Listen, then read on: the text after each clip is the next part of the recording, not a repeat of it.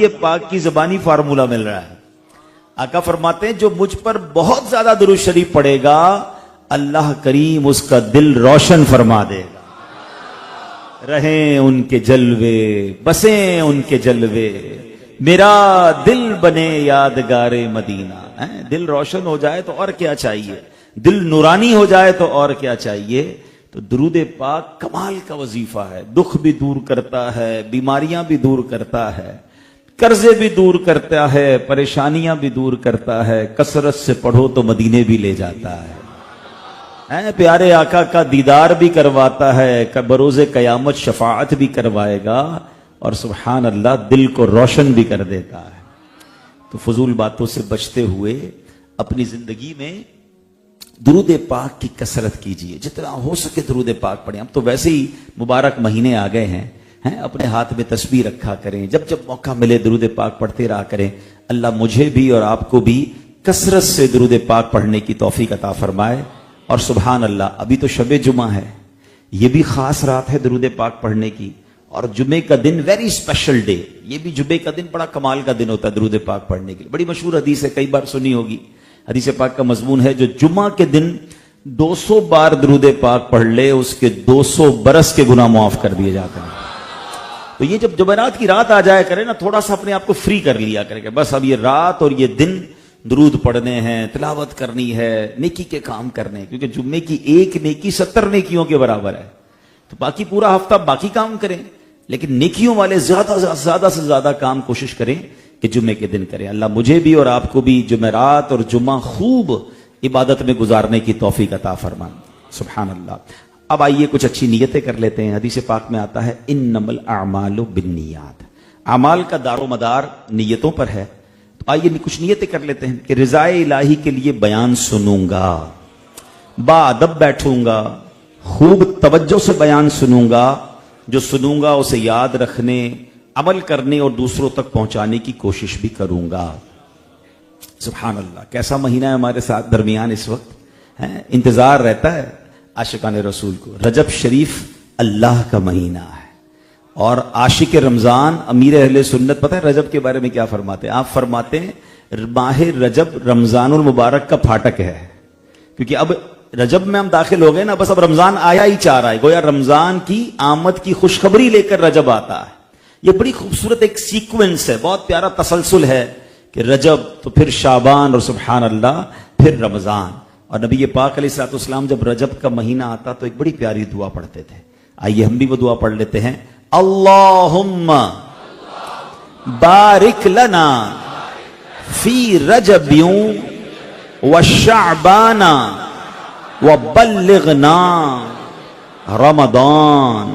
اے ہائے, ترجمہ کیسا ہے؟ ترجمے سے ساتھ بھی دعا کر لو. اے اللہ پاک تو ہمارے لیے رجب اور شعبان میں برکتیں عطا فرما اور ہمیں رمضان تک پہنچا. آمین آمین بجاہ النبی الامین. سبحان اللہ. مشہور مفسر قرآن مفتی احمد یار خان نعیمی رحمۃ اللہ تعالی علیہ, یہ جو دعا ہے نا, جو حدیث ہے, اس کی شرح میں کیا فرماتے ہیں؟ کہتے ہیں کہ اس کا مطلب یہ ہے کہ اے اللہ پاک رجب میں ہماری عبادتوں میں برکت دے, شعبان میں خشوع و خضوع عطا کر, اور رمضان کو پانا, اس میں روزے رکھنا, راتوں کو عبادت کرنا نصیب فرما دے.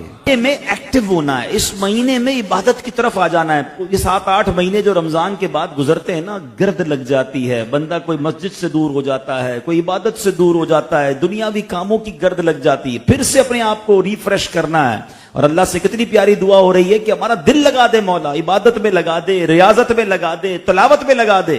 کیونکہ پھر اگلا مہینہ کون سا ہے جس میں ہمارے اعمال نامے اللہ کی بارگاہ میں پیش ہونے والے, ہماری رپورٹ پیش ہونے والی. امیر اہل سنت شعبان کے حوالے سے کیا پیارا شعر لکھتے ہیں کہ برات دے عذاب قبر سے, نارے جہنم سے, برات دے عذاب قبر سے, نارے جہنم سے, ماہ شعبان کے صدقے میں فرما دے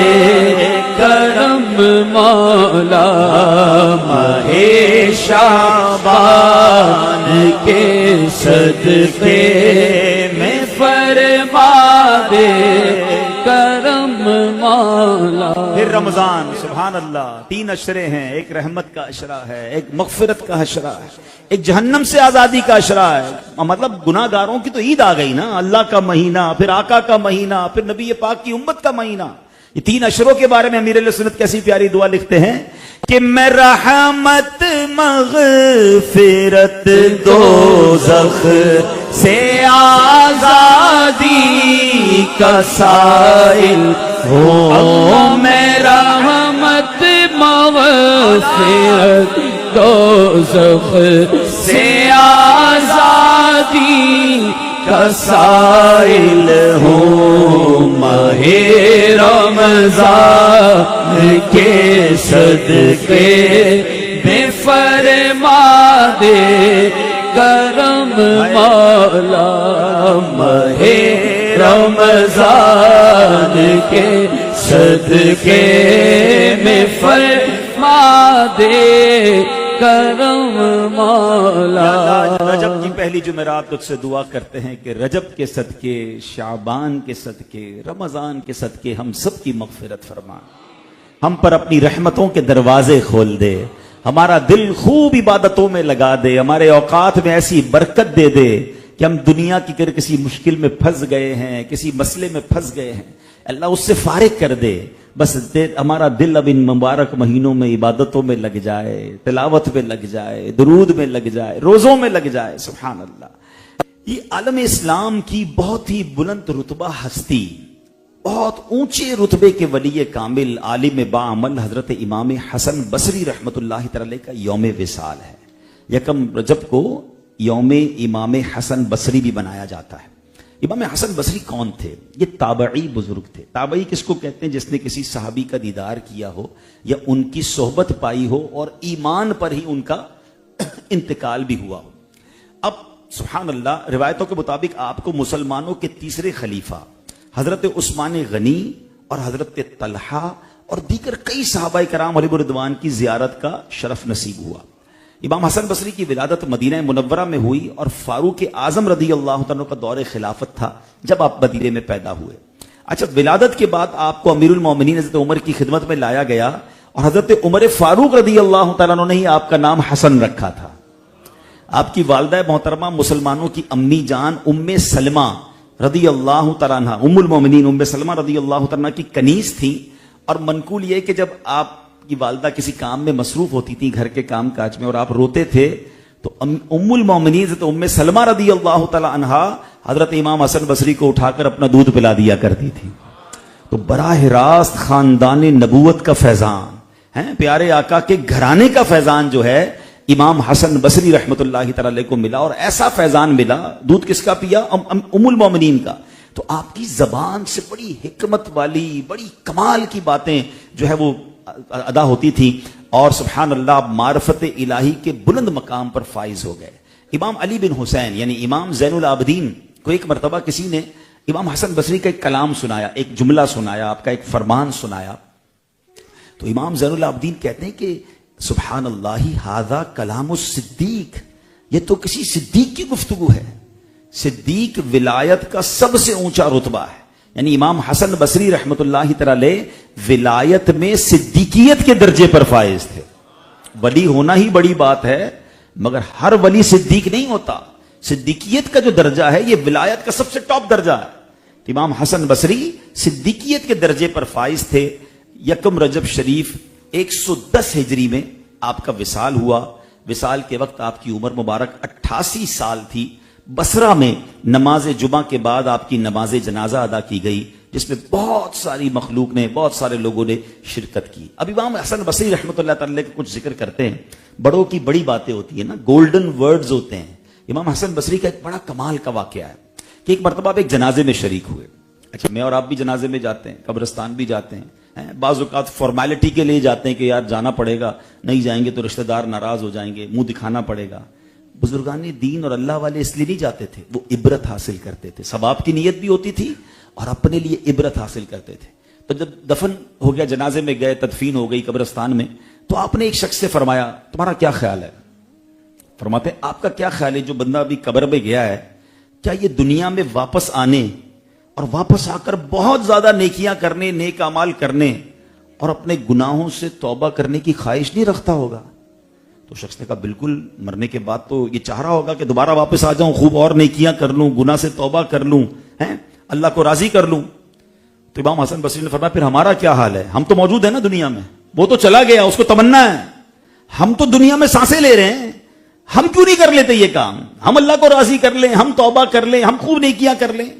اللہ اکبر, اتنی خوبصورت پریکٹیکل آپ نے مثال دی, اور پھر آپ یہ کہتے ہوئے اس قبرستان سے چلے کہ اگر دل زندہ ہو تو ان جنازوں سے بڑھ کر کیا نصیحت ہوگی.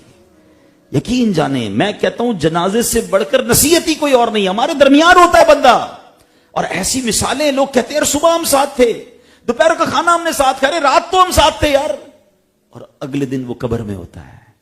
گھنٹوں کے اندر ہمارے ساتھ جیتا جاگتا انسان جو ہے وہ قبر میں اتر جاتا ہے, اور اکیلا تنہا اپنی قبر میں اب زندگی قیامت تک کے لیے رہتا ہے. کبھی سوچا آپ نے ایسا ہی میرے اور آپ کے ساتھ ہوگا؟ صرف فرق پتہ ہے کیا ہے, ہم اسی بات کو اپنے اوپر امپلیمنٹ نہیں کر رہے ہوتے.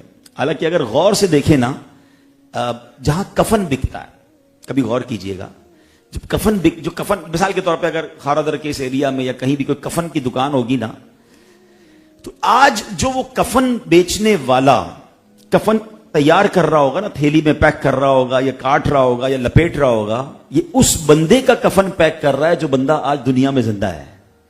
اب غور کیجئے, کیونکہ کسی نے کل مرنا ہے جس کا کفن آج پیک ہو رہا ہے. آپ غور کریں, ہم میں سے کسی کا کفن ہو سکتا ہے آج دکان والا تیار کر رہا, مجھے اور آپ کو نہیں پتا. قبرستان میں عموماً ہر وقت قبریں کھود کے تیار رکھی جاتی ہیں. ایسا ہی نا 2-3 قبریں گورکن ریڈی رکھتے ہیں.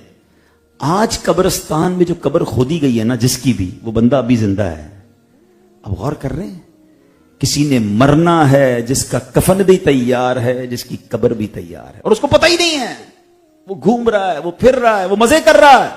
اگر تو نیک ہے پھر تو ٹھیک ہے, لیکن اگر گناہوں میں غرق ہوا ہے تو اسے پتہ ہی نہیں کہ آج کی رات کہاں گزرنی ہے, کل کی رات کہاں گزرنی ہے. شاعر لکھتے ہیں نا, وہ ہے عیش و عشرت کا کوئی محل بھی, جہاں طاق میں ہر گھڑی ہو اجل بھی, بس اب اپنے اس جہل سے تو نکل بھی, یہ جینے کا اپنے انداز بدل بھی.